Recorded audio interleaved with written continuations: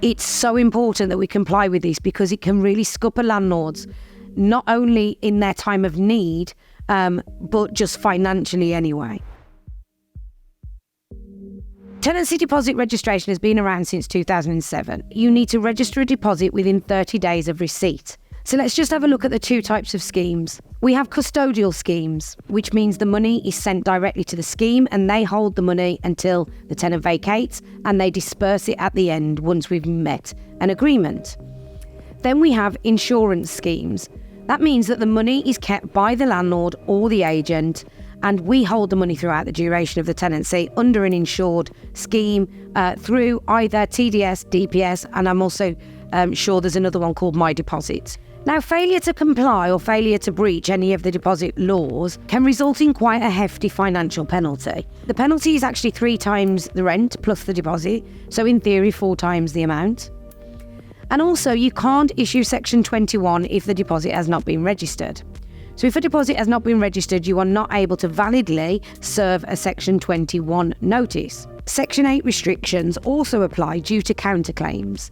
It's so important that we comply with this because it can really scupper landlords, not only in their time of need, but just financially anyway. When the tenancy passes from one agent to another, but the old agent still has the deposit effectively is still registered.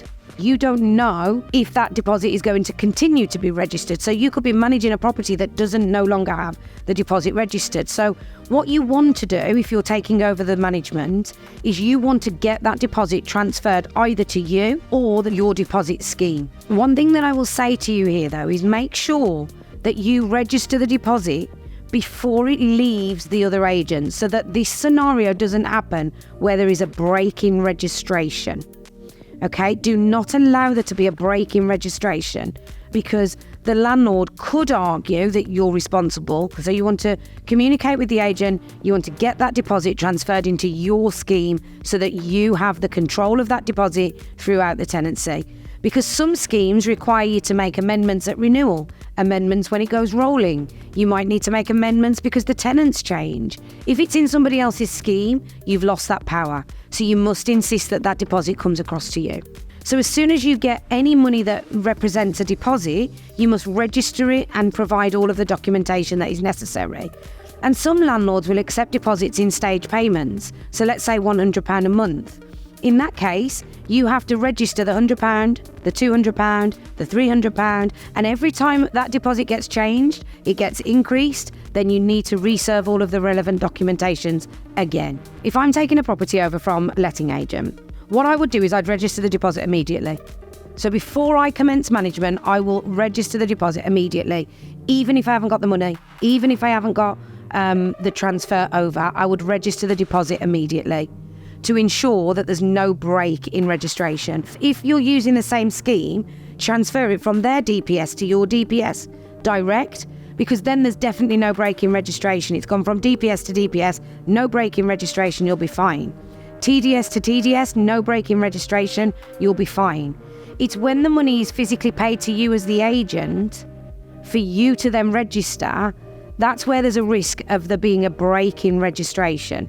You can't move TDS to DPS and you can't move DPS to TDS. The only option then is for the money to go back to the tenant or for the money to go to you. There are things you can do to mitigate the risk, but you can't necessarily fix it if there's a break in registration. You can't necessarily fix it if you've registered the deposit at 32 days. Because what a lot of people say is, I'll just give it back to the tenant, ask them to repay it, which is great. You'll then be compliant with the deposit that they paid this time, but you're still not compliant with the deposit that they paid last time.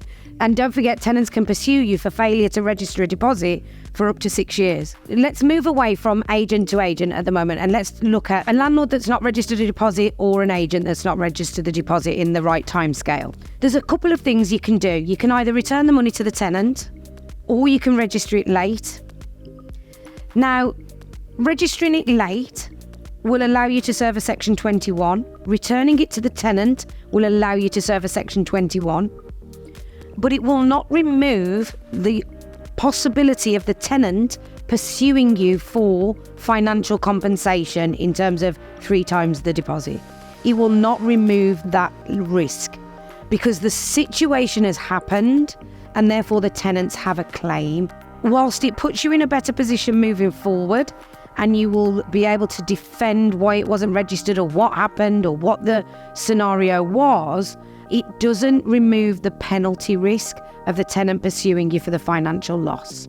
You must remember to provide all of the relevant documentation too. It's not just registering the deposit, it's providing all of the relevant information. The rules around deposits are it needs to be registered, but the tenant also needs to be provided with signed prescribed information within 30 days. And they must also be provided with the scheme leaflet or the terms of the scheme. Now, the reason I say that is because DPS has terms. TDS has a leaflet. Okay, so TDS have a leaflet and a certificate and prescribed information. DPS have terms, a certificate and prescribed information. So you must be making sure that you can evidence that all documentation has been provided.